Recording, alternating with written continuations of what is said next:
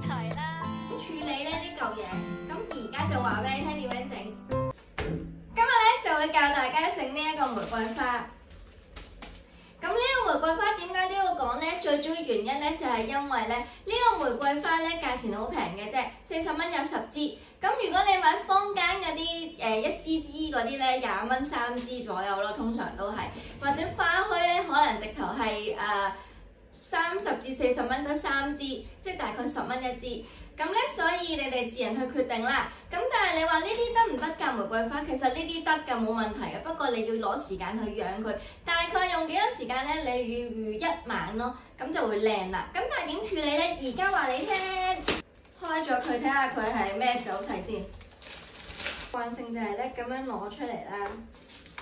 咁咧，我想有一樣嘢去提醒大家嘅咧，就係呢個位。你唔好以為我隻手唔痛，其實只不過係因為咧我慣咗俾啲刺吉住，所以我唔痛。所以你千祈唔好學我。你如果係嘅話，就戴翻個手套啦，怕痛嘅話。咁但係如果你話我都好似我一樣咁樣，唔係好怕痛嘅，咁你就咁樣揸住，忍少少痛嘅啫。首先咧，我嘅慣性咧就會係將呢一個有橡筋綁住嘅呢一個位置，攞我把花剪。一鑊過剪晒佢，咁你就會見到咧，而家佢哋唔再綁埋噶啦，拆開晒啦。將呢個掉咗先，因為呢一個咧會好危險咯，好多刺嘅其實佢都係。咁咧，我哋準備另一個玫瑰鉗啦。咁呢個玫瑰鉗咧，通常都係賣10零20蚊一個嘅啫。咁我呢啲鐵嘅版本咧更加平。咁跟住之後咧，是但攞起一支玫瑰啦。咁跟住你就會見到呢支玫瑰咧，點樣去釐定一支玫瑰你去削幾多嘅葉咧？其實就係咁嘅，聽住，就係1塊葉、2塊葉、3塊葉咯。咁下邊全清咯，下邊全部唔要，就係咁簡單。捉住佢，1、2、3。搞掂晒一支玫瑰咧，就會完全冇晒所有嘅刺啦，已經係啊，成個家族俾我掹咗出嚟啊！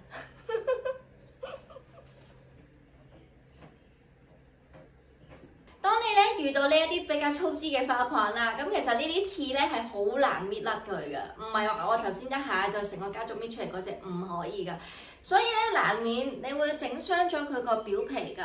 你幻想一下，如果嗰支飲筒佢穿咗窿，跟住咧你再繼續飲檸檬茶，咁你一路飲檸檬茶嘅時候，嗰啲檸檬茶係咪會喺個窿嗰度逼出嚟咧？就係咁嘅原因。所以咧，盡可能啦，呢啲位咧唔好整穿佢，整穿咗、整花咗皮咧，佢上水就冇咁靚，咁你支花咧就開得冇咁靚噶啦。哇！咁快已經處理好晒啲花，咁已經去晒啲刺啦。下一步就係處理呢個花頭啦。呢個花頭咧，如果你見到一啲唔靚嘅皮，呢塊巢咗皮嘅，咁樣巢咗皮嘅，我哋搣咗佢。咁你都會聽到頭先有啪一聲嘅，原因係因為咧，我哋搣咗一塊花瓣嘅話咧，佢係可以令到佢刺激佢開花，令到佢開得更加大、更加靚。